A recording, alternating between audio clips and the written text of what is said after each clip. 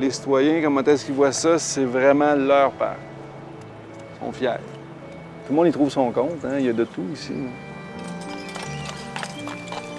Un parc urbain de 110 hectares dans une ville autour de 500 000 habitants, c'est très rare. Là. Un incontournable, c'est un joyau ici, ça c'est sûr et certain.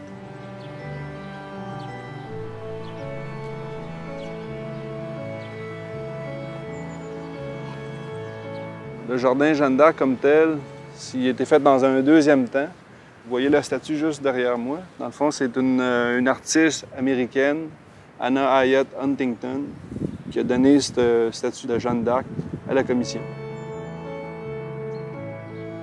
Puis en 1938, pour mettre en valeur cette statue-là, ils ont décidé de faire l'aménagement d'un parc particulier, dont avec le nom le Jardin Jeanne d'Arc maintenant.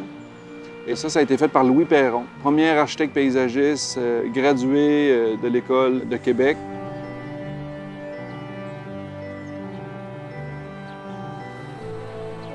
Je te dirais qu'il y a du style français, très, très droit, rectiligne, puis on voit les rangées d'ormes.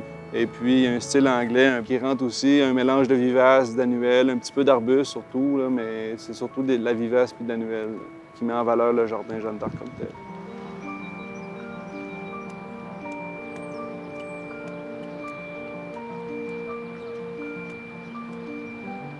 On a 2 personnes qui sont attitrées en permanence au jardin. 2 horticultrices. Ils commencent la plantation au mois de mai, puis ils vont finir jusqu'au mois de novembre au Jardin Jeanne d'Arc facilement.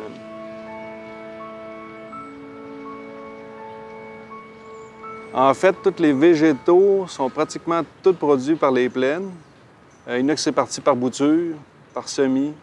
Les arbres sont achetés soit en pot ou en racines nues, puis sont finis ici pour avoir une période de plantation au mois d'août, septembre de l'année suivante, la plantation.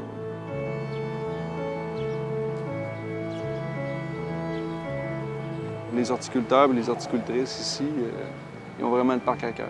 Ils voient quelque chose, pas long, que hey, il y a quelque chose qui se passe là-bas, on pourrait regarder ça. Ah, on voit que les gens ont un attachement au parc, c'est sûr.